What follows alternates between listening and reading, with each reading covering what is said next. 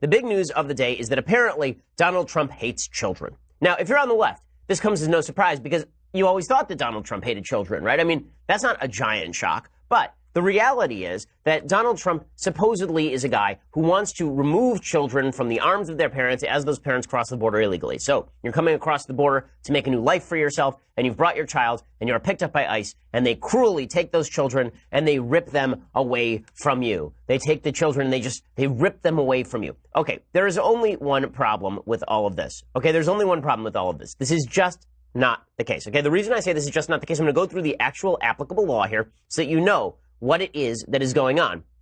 Okay, the reality is that the law requires that if you cross the border illegally and we arrest you for it, that your children cannot stay in custody with you. Okay, that's just the way it is.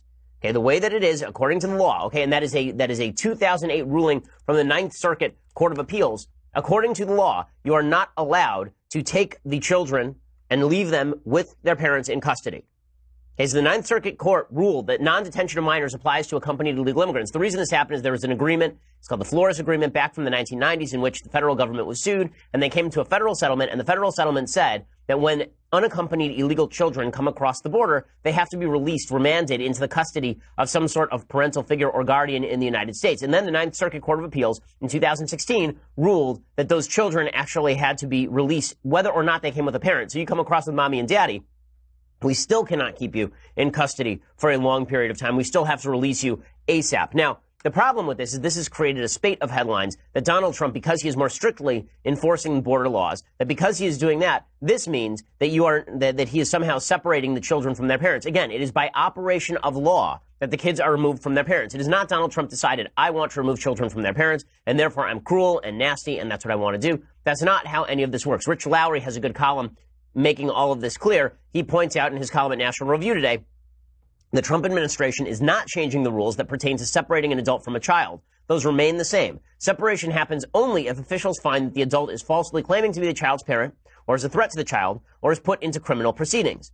And it's the last that is operative here. The past practice had been to give a free pass to an adult who is part of a family unit. The new Trump policy is to prosecute all adults. The idea is to send a signal that we are serious about our laws and to create a deterrent against reentry. Illegal entry is a misdemeanor. Illegal reentry, however, is a felony. When a migrant is prosecuted for illegal entry, writes Rich Lowry, he or she is taken into custody by the U.S. Marshals. In no circumstance anywhere in the United States do the marshals care for the children of people they take into custody. The child is taken into the custody of HHS, that's Health and Human Services, who cares for them at temporary shelters.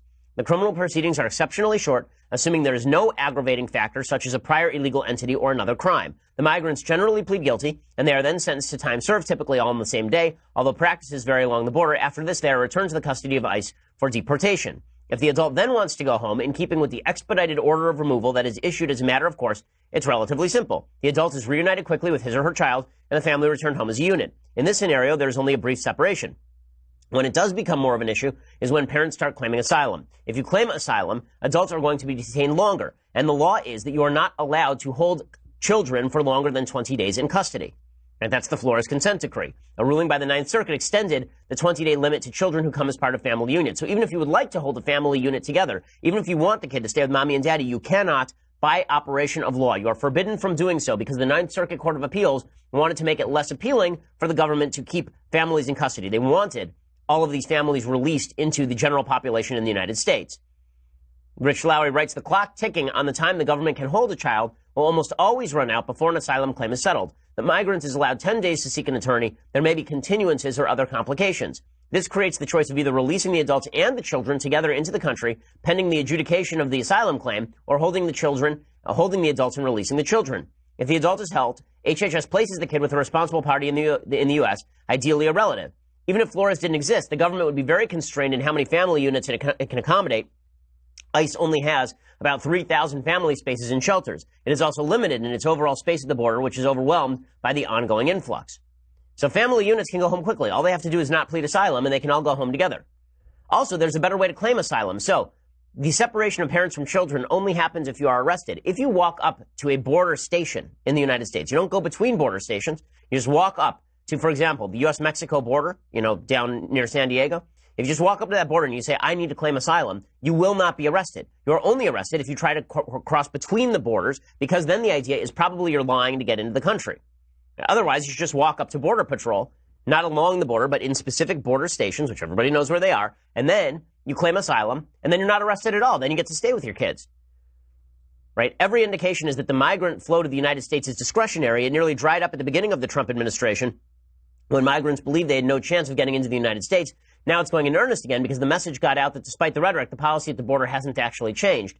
Even if a migrant does have credible fear of persecution, writes Lowry, there is a legitimate way to pursue that claim. It does not involve entering the United States illegally. First, such people should make their asylum claim in the first country where they feel safe, for example, Mexico. Second, if for some reason they are threatened everywhere but the United States, they should show up at a port of entry. That's what it's called, the technical term, a port of entry, and they make their claim there rather than crossing the border illegally. There's significant moral cost to not enforcing the border as well, as Rich Lowry points out. If you just start releasing people in general into the middle of the country, lots more people are going to start crossing into the country illegally. And it is well worth pointing out that under the Obama administration, and under the Bush administration, really, immigration surges were rooted in government policy. So July 7th, 2014, this is from the New York Times. It was one of the final pieces of legislation signed into law by President George W. Bush, a measure that passed without controversy, along with a pension bill and another one calling for national parks to be commemorated on quarters.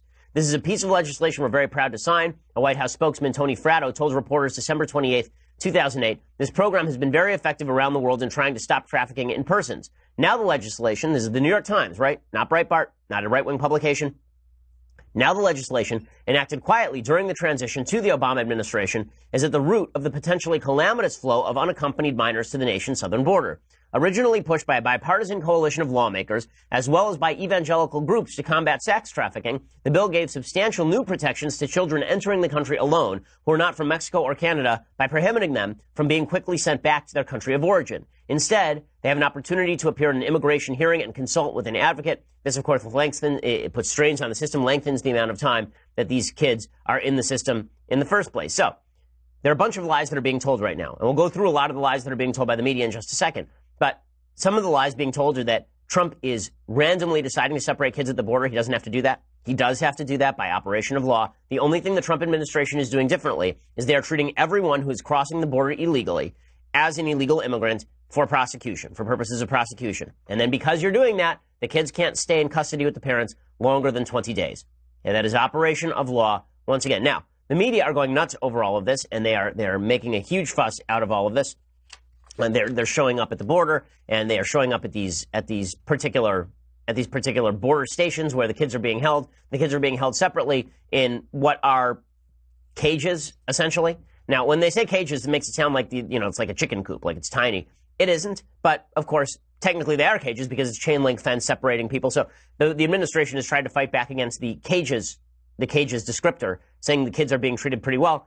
The kids are being treated by some accounts well, by some accounts not as well. Apparently, one of the regulations on the books is that federal employees are not allowed to touch the kids for fear of lawsuit. So that means that some of the illegal immigrant children are changing the diapers of other illegal immigrant children they don't even know. The conditions are not good. All of this is underfunded. Congress could solve all of this, by the way. And Congress could solve all of this today. All they have to do is pass a law that says that if you come into the country illegally with your parents and you get to stay together. Right? You get to stay in custody together. Right? That would be the way that you fix this law. And then it's the parents' option whether they want the kids released to the custody of the HHS or released to the custody of a family member already in the United States, but they get to stay with the parents otherwise. Right? Congress can do that tomorrow, and Congress should do that today or tomorrow. Apparently, I'm hearing from the Speaker's office, from Speaker Ryan's office, that's exactly what Speaker Ryan is going to pursue, plus funding for expanded facilities to ensure that parents can stay together with their kids when they come across the border. So all of this is in the process of getting solved.